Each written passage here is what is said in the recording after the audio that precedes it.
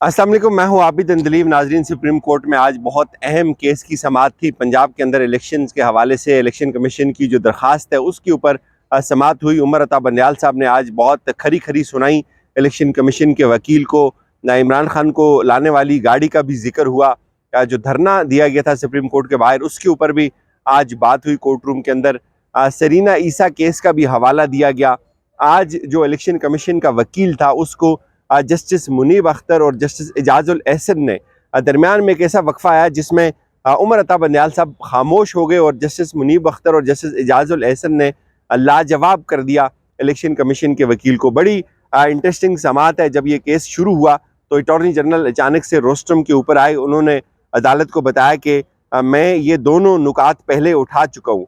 एक तो उन्होंने कहा कि मैंने ये नुक्ता आपके सामने रखा था कि पूरे मुल्क में एक साथ इलेक्शंस होने चाहिए, और इस पे उन्होंने कहा कि उस वक्त में एक सियासी जमात का वकील था। तो चीफ जस्टिस ने कहा कि आपने घबराना नहीं है, हम आपकी समाअत के लिए यहाँ बैठे हुए हैं। जब भी आप कोई माकूल पॉइंट बताएंगे हम उसको सुनेंगे।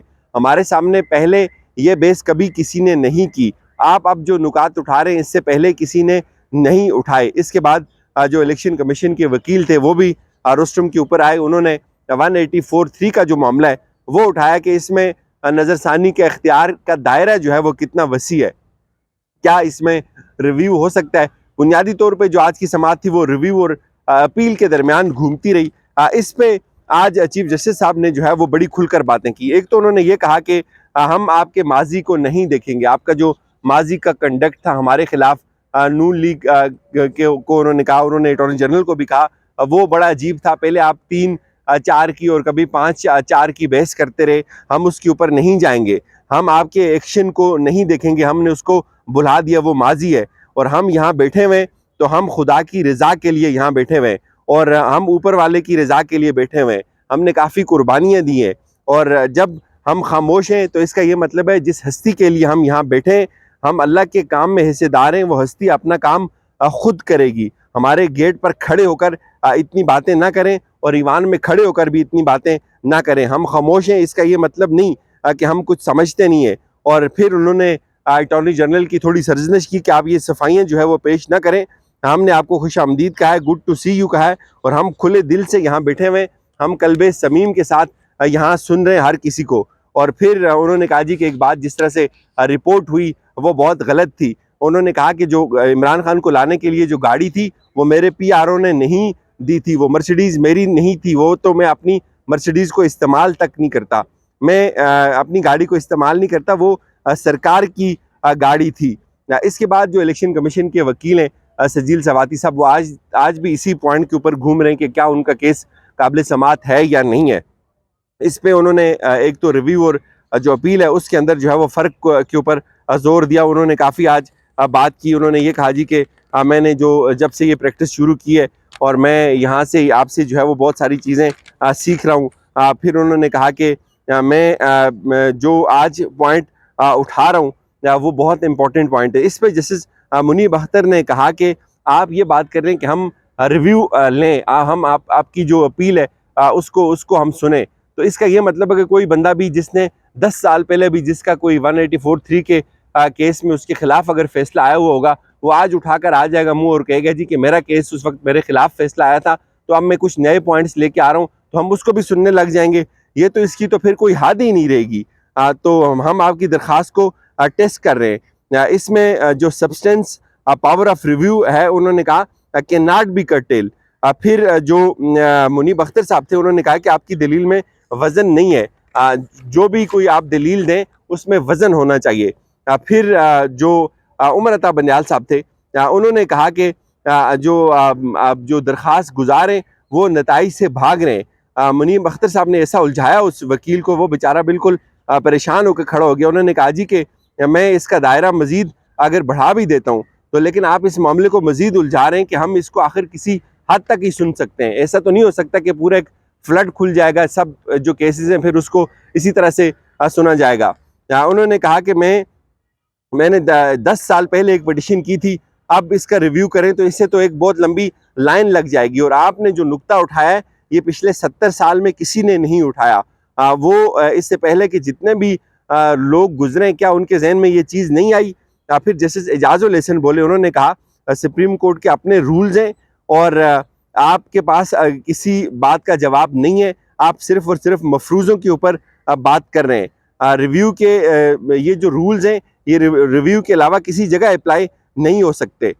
फिर उन्होंने कहा कि जस्टिस बंदयाल भी बोले बीच में, उन्होंने कहा 184(3) का इतना इस्तेमाल नहीं था, वो अब बढ़ गया है, आपसे हमदर्दी ज़रूर है। मैं भी ये चाहता हूँ कि इसकी जो वुसअत है, इस जो रेमेडी है रिव्यू की, वो ज़्यादा होनी चाहिए, लेकिन आप मेहरबानी करें, आप असल केस के ऊपर आएँ। फिर उन्होंने सरीना ईसा केस का हवाला दिया। फिर इसके ऊपर जो जस्टिस बंदयाल थे उनको बहुत गुस्सा आया, उन्होंने कहा कि आप ये जो बात कर रहे हैं अब कर रहे हैं, इससे पहले आपने सिर्फ 2 बातें की थी। एक आपने कहा था कि हमें सिक्योरिटी चाहिए और आपने कहा था कि हमें पैसा चाहिए, और आपने हमें ये चीज़ें लिख कर दी थी। यहाँ ये चीज़ें हमने आपसे लिख कर ली थी और उस वक्त 9 मेंबर बेंच था और उस वक्त आपका कोई इंटरेस्ट नहीं था। आपने उस वक्त इन नुकात के ऊपर बात नहीं की जिनके ऊपर आप आज बात कर रहे हैं। उस वक्त आपको कुछ और मसाइल लाहक थे, कभी आप बेंच के ऊपर एतराज़ करते थे, कभी 3-2 के ऊपर, कभी 5-4 के ऊपर। 7 मेंबर से 9 मेंबर से फिर ये बेंच 7 मेंबर बेंच बना, और इस अदालत के लिए ये सब कहना बहुत आसान है। हमने आपको एक मौका दिया था, आपने वो मौका ज़ाया कर दिया। आपने वो मौका ज़ाया किया। आखिरी दिन हम आवाम के इंटरेस्ट को देखेंगे। ये सिर्फ 2 मिनट का केस है, हम आपको इसलिए सुन रहे हैं कि कोई कसर बाकी ना रहे। आपने जो मसाइल अब उठाए, आपको उस वक्त उठाने चाहिए थे।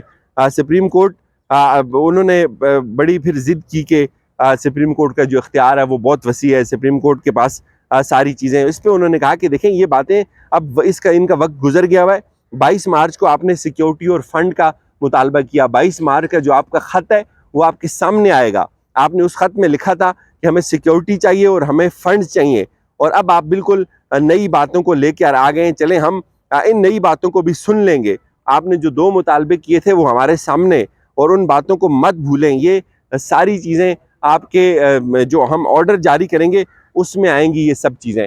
तो बहुत जो इम्पोर्टेंट पॉइंट थे आज जस्टिस मुनीब अख्तर साहब ने और जस्टिस एजाजुल एहसन साहब ने उठाए। दरमियान में जो जस्टिस उमर अता बंदयाल साहब थे वो खामोश रहे काफ़ी अरसा, और जो technical points justice Munib Akhtar और जस्टिस एजाजुल एहसन ने उठाए उनका कोई जवाब नहीं था इलेक्शन कमीशन के वकील के पास, और इलेक्शन कमीशन का वकील बहुत बेबस नज़र आया इस दौरानिए में, ख़ास तौर पे जो सवाल उनसे किए जा रहे थे।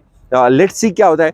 2-3 एक्सपर्ट से मेरी उनसे भी बात हुई, उन्होंने कहा जी कि ये थोड़ा सा जजेस ने देखा है, ये जो झाग है ये बैठ गई है, लेकिन जजेस जो अपना इलेक्शन का मामला है उससे पीछे नहीं हटेंगे। तो आज की समाअत ने तकरीबन वो टोन सेट कर दी है कि आगे क्या होने वाला है। इसके बाद मेरी अली जफ़र साहब से बात हुई, तो मैंने कहा सर आपका इसके ऊपर क्या ऑब्जर्वेशन है। तो उन्होंने कहा कि देखिए, ये जो रिव्यू होता है, रिव्यू में आपने किसी भी जजमेंट के अंदर जो नक्स होता है या कोई उसके अंदर इशू होता है उसको आपने हाईलाइट करना होता है। तो ऐसी तो कोई बात है ही नहीं है, इस जजमेंट के अंदर कोई नक्स है ही नहीं है। तो ये जजमेंट का नक्स निकालें, ये असल कंटेंट के ऊपर आए तो बात बनती है। ये बिल्कुल 1-1, 2-2 दिन ले रहे हैं। उसके बाद जब ये केस ख़त्म हुआ तो इलेक्शन कमीशन का जो वकील था उसने कहा माय लॉर्ड, इसको आप सोमवार तक कर लें, इसको परसों तक कर लें। उमर अता बंदयाल साहब ने कहा जी परसों जुम्मा, परसों हम नहीं कर सकते।